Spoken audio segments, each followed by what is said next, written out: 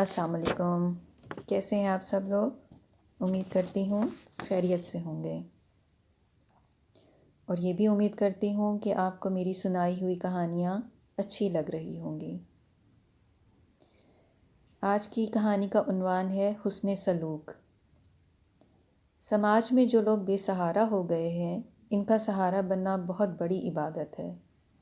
ماں باپ آخری عمر کو پہنچ جائیں، ایک بچہ یتیم ہو گیا ہو، ایک شخص اپنے وطن سے دور سفر کی حالت میں کسی مشکل میں پھنس جائے، اسی طرح کی دوسری صورتیں جب کہ آدمی کی ضروریات تمام تر دوسروں کے اوپر منحصر ہو جاتی ہیں۔ اس وقت کسی کی مدد کرنا، ایسے نازک وقتوں میں کسی کے کام آنا اللہ تعالیٰ کو بہت پسند ہے، اور اس کا بہت ثواب بھی ہے۔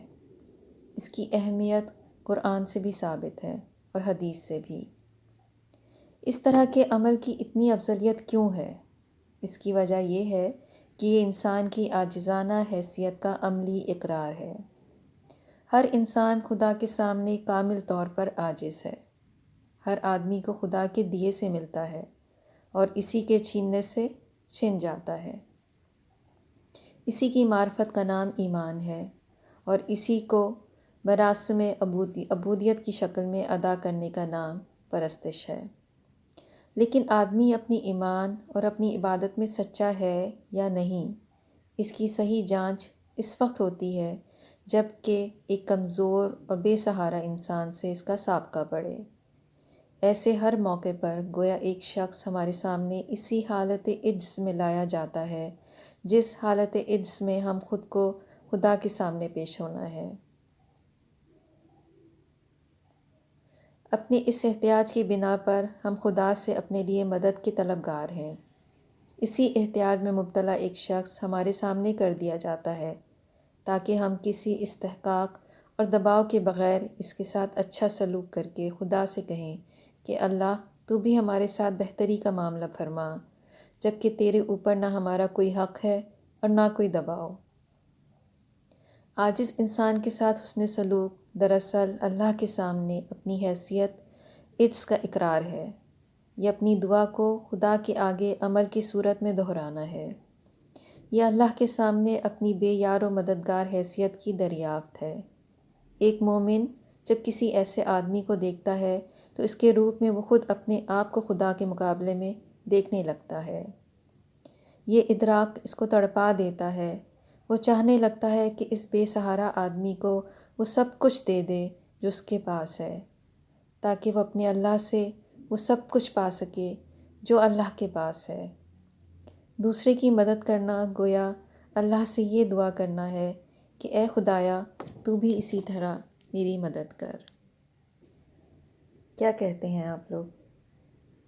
اکڑ میں تو انسان کچھ بھی نہیں، عاجزی میں ہی عافیت ہے اس کی۔ ایک اور کہانی آپ سے شیئر کرتی ہوں جس کا عنوان ہے توہم پرستی۔ امریکہ کے ریپبلک پارٹی کے ایک عہدیدار مسٹر سیلر نے بتایا کہ امریکی صدر رونالڈ ریگن ہر وقت اپنی جیب میں ایک چھوٹی سی سونے کی نال رکھتے ہیں۔ یہ نال ان کو صدر بننے سے تقریباً 5 سال پہلے ان کے ایک دوست نے دی تھی۔ صدر ریگن کو یقین ہے کہ اس سنہری نال میں طلسماتی اثرات چھپے ہوئے ہیں، وہ ان کو ہر آفت سے بچاتی ہے۔ چنانچہ مارچ 1981 میں جب ان پر قاتلانہ حملہ کیا گیا تو ان کے خیال کے مطابق اسی نال نے ان کو اس سے محفوظ رکھا تھا۔ یہ نال ہر وقت صدر ریگن کے ساتھ رہتی ہے۔ جون 1981 کی ایک ملاقات میں مسٹر سیلر نے ان سے پوچھا، کیا آپ اب بھی اس نال کو اپنی جیب میں رکھتے ہیں؟ صدر ریگن نے کہا، ہاں ضرور، آئی شیور ڈو۔ اس کے بعد انہوں نے اپنی بائیں جیب میں ہاتھ ڈالا اور مذکورہ نال نکال کر دکھائی۔ Times of India. یہ بلا شبہ توہم پرستی ہے، مگر اس توہم پرستی کا ایک معلوم سبب بھی ہے۔ وہ یہ کہ موجودہ دنیا میں انسان کے ساتھ جو واقعات پیش آتے ہیں وہ ایسے پراسرار ہوتے ہیں کہ آدمی پوری طرح ان کی توجیہ پیش نہیں کر پاتا۔ ایسا معلوم ہوتا ہے کہ کچھ چھپے ہوئے عوامل ہیں جو کسی کو کامیاب اور کسی کو ناکام کر دیتے ہیں۔ کوئی شخص ایک نتیجے سے دوچار ہوتا ہے اور کوئی شخص دوسرے نتیجے سے، اور دونوں میں سے کوئی بھی حقیقی معنوں میں نہیں بتا سکتا کہ اس کے ساتھ جو ہوا وہ کیوں ہوا۔ ایک بار میں نے ایک بڑے تاجر سے پوچھا کہ تجارت میں کامیابی کا راز کیا ہے؟ وہ کچھ دیر سوچتا رہا، آخر میں کہا کہ قسمت۔ اگر کوئی شخص اس کا 3 سبب بتائے تو میں کہوں گا کہ قسمت، قسمت، قسمت۔ یہ اصرار اس لیے ہے کہ سب کچھ کرنے والا اللہ ہے، مگر انسان چونکہ غیبی خدا کو نہیں دیکھ پاتا، اس لیے وہ کسی نہ کسی دکھائی دینے والی چیز کو اپنا خدا بنا لیتا ہے، خواہ وہ سونے کی ایک نال ہو یا پتھر کی ایک انگوٹھی۔ انسان مجبور ہے کہ وہ کسی کو اپنا معبود بنائے، خدا کو یا خدا کو چھوڑ کر کسی اور کو۔ کیسی لگیں آپ کو آج کی کہانیاں؟ امید کرتی ہوں پسند آئی ہوں گی۔ خود بھی سنیے اور اپنے دوستوں اور فیملی میں بھی بتائیے۔ جاتے جاتے ایک خوبصورت سی نظم۔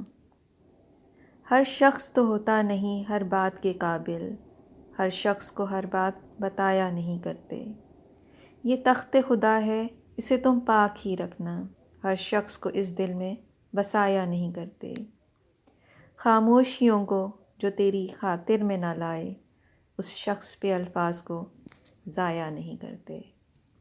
کیسی لگی؟ اپنا بہت سارا خیال رکھیے گا اور مجھے دعاؤں میں یاد رکھیے گا، اور دعا کیجئے کہ اللہ آپ کو آسانیاں عطا کرے اور آسانیاں بانٹنے والوں میں بنا دے۔ آمین۔